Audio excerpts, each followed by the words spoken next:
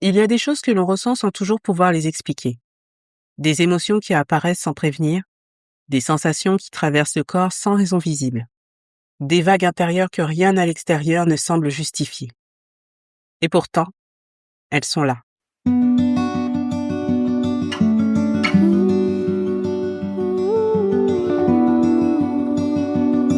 Bienvenue dans la voie de Katewa.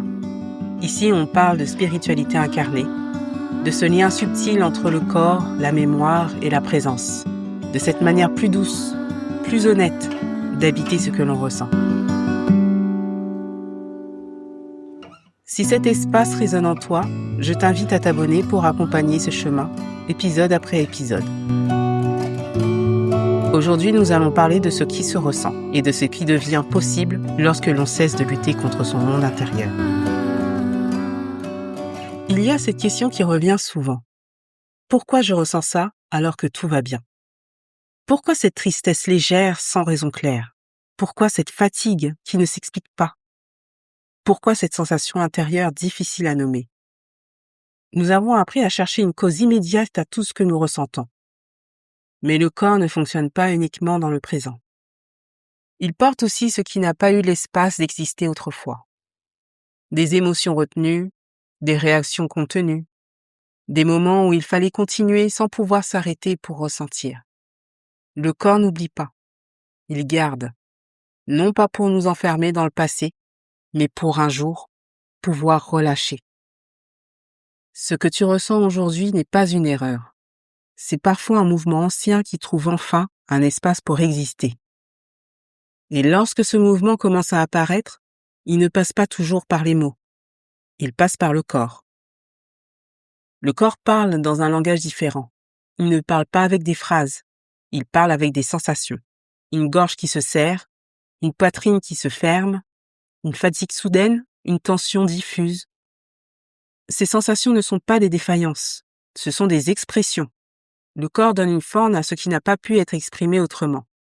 Pas pour nous perturber, mais pour compléter ce qui est resté inachevé. Le corps cherche toujours l'équilibre. Et pour retrouver cet équilibre, il a besoin d'espace. Pas d'analyse immédiate. Pas de correction. De l'espace. Mais souvent, face à ce que l'on ressent, notre premier réflexe est de pouvoir contrôler. Nous avons appris à maîtriser nos émotions, à rester fortes, à rester stables, à ne pas laisser ce qui se ressent prendre trop de place.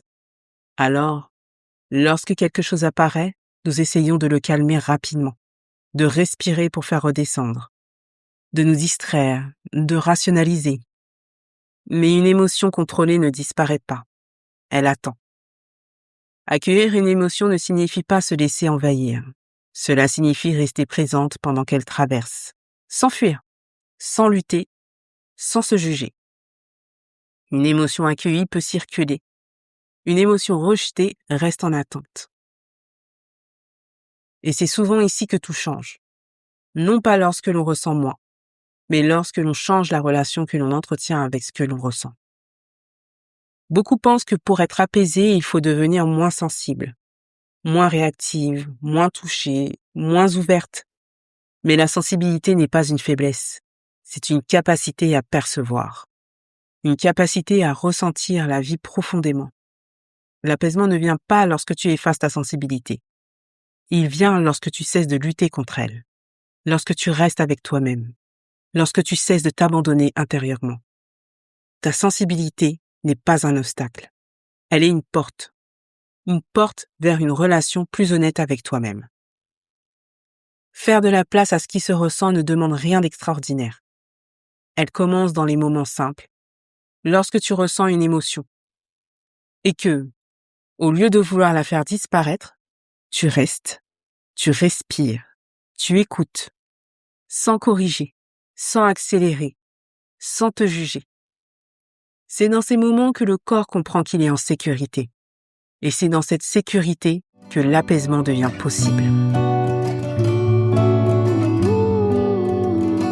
Tu n'as rien à réparer, rien à corriger.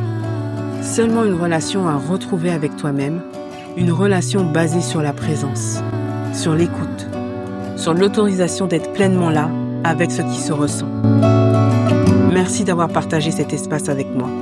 Si cet épisode t'a parlé, tu peux le soutenir en likant, en t'abonnant ou en le partageant. C'est ce qui permet à la chaîne de vivre et permet aux auditrices en recherche de la découvrir. C'était la voix de Katewa. Et rappelle-toi, ce que tu ressens n'est pas un obstacle, c'est un passage.